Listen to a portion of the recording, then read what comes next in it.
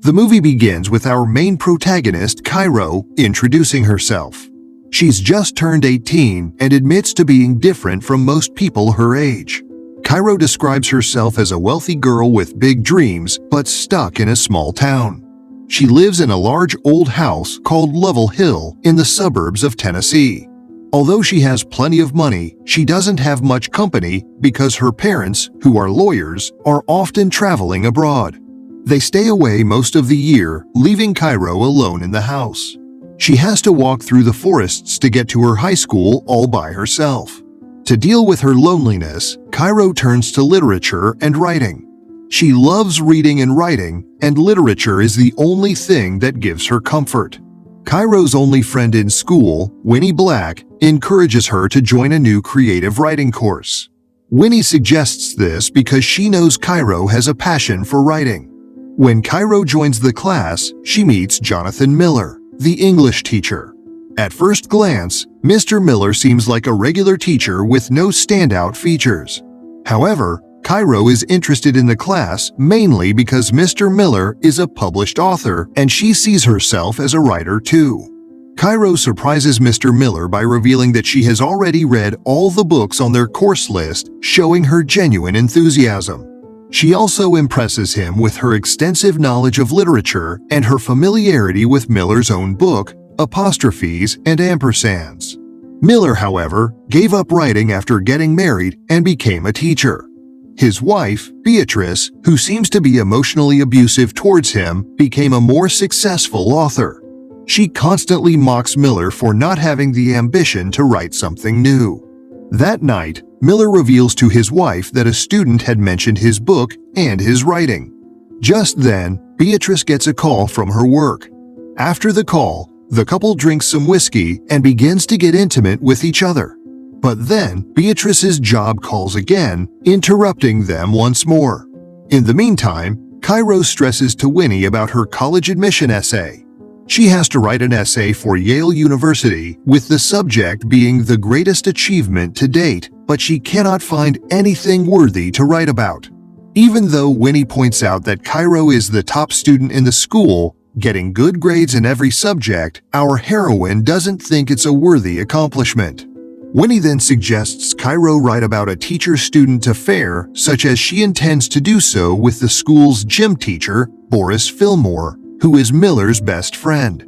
She mentions how Mr. Miller often focuses his attention, particularly on Cairo during their English class. Winnie jokingly suggests Cairo seduce Mr. Miller and write about the experience in the college admission essay. The next day in class, Mr. Miller gives some extra attention to Cairo as usual and tells her to meet him after class. By this time, Cairo had read up on Miller's novel titled Apostrophes and Ampersands and had even memorized a section from it. The next scene shows Miller working at his desk. When Boris shows up, Miller asks him to join him and his wife for dinner later. Excited, Boris leaves the room dancing his way out.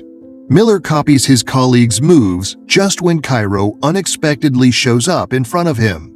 Cairo giggles and comments on his dance moves. Miller awkwardly regains his stand and talks to her about the latest assignment. Cairo admits to having gotten inspired by his book and even recites a section from it. She mentions that the words had a strong impact on her, so she remembered them well. This impresses Miller even more because he admits that his own work has never been praised like this before. He also recalls the lines Cairo wrote in a class assignment, showing that he's already a fan of his talented student. Miller then gives Cairo a writing assignment to create a short story in the style of her favorite author. As they talk, he learns about Cairo's lack of interest in everything related to Tennessee. He then suggests that she should go to a nearby poetry event with him where they can discuss the assignments. Cairo decides to attend the event almost right away. Later that evening, Miller, his wife Beatrice, and the gym teacher Boris hang out in a dine-in. Winnie, who happens to work there part-time, takes their orders.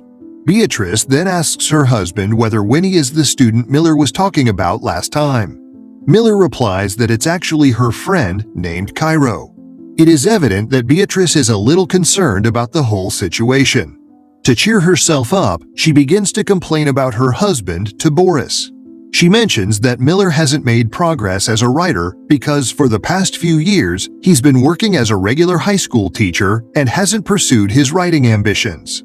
Since she is a busy and popular writer, often occupied with her work, she feels that her husband lacks the determination to be a professional writer. The scene then shifts to the poetry event to which Miller had asked Cairo to join him. The two start spending more time together outside of class, bonding over their shared interests in novels, poems, and Tennessean culture. One day in class, Miller gets a text from his wife Beatrice, who suggests they spend the weekend going away to a beach. Miller agrees to her idea, but before he can finish for the day, Cairo approaches him. She tells him that she has chosen to write the assignment to create a short story in the style of her favorite author, Henry Miller. Since Henry Miller has faced criticism in literature for his explicit language and expression, which some find offensive, Mr. Miller initially hesitates on her decision. But he trusts Cairo's writing style and eventually gives her the green light to proceed with her story. Cairo then learns that he is going away for the weekend with his wife, so she becomes quite upset. In an attempt to jeopardize the plan, she leaves her cell phone in Miller's bag before he leaves the school premises. When Miller arrives at his house, he sadly learns that their weekend getaway plan has been canceled because Beatrice cannot take leave from work. Suddenly, a phone starts to ring from inside his bag. It is Cairo, who is calling from her home phone. She pretends to have mistakenly lost her cell phone and suggests that Miller should return it to her house. By this time, Miller is also frustrated due to his wife's busy schedule causing a delay in their vacation. He then decides to drive over to his student's house. When he arrives at Cairo's grand mansion, it suddenly starts to rain. As he pulls up to the house in the pouring rain, Cairo, dressed in an elegant evening gown, walks out to meet him. She invites him to come closer, but Miller insists she should come to him. Then they share a passionate kiss. In the next scene, we see Cairo alone in her house, writing and contemplating the magical moment they just had. Inspired, she writes an erotic short story about the sexual relationship between a teacher and his student as her midterm assignment. She then emails her assignment to Miller.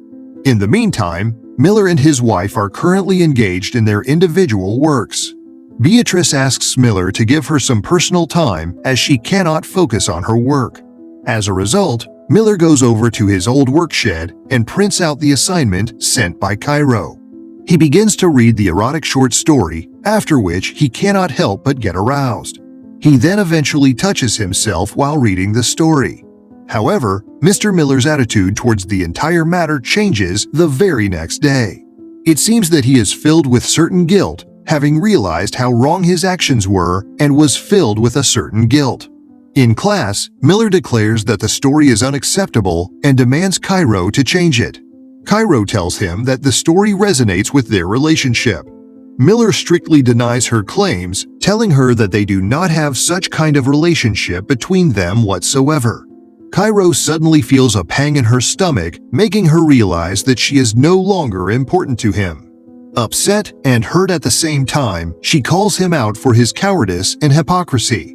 Miller then says that he was foolish for trusting she could write in the style, calling her a child.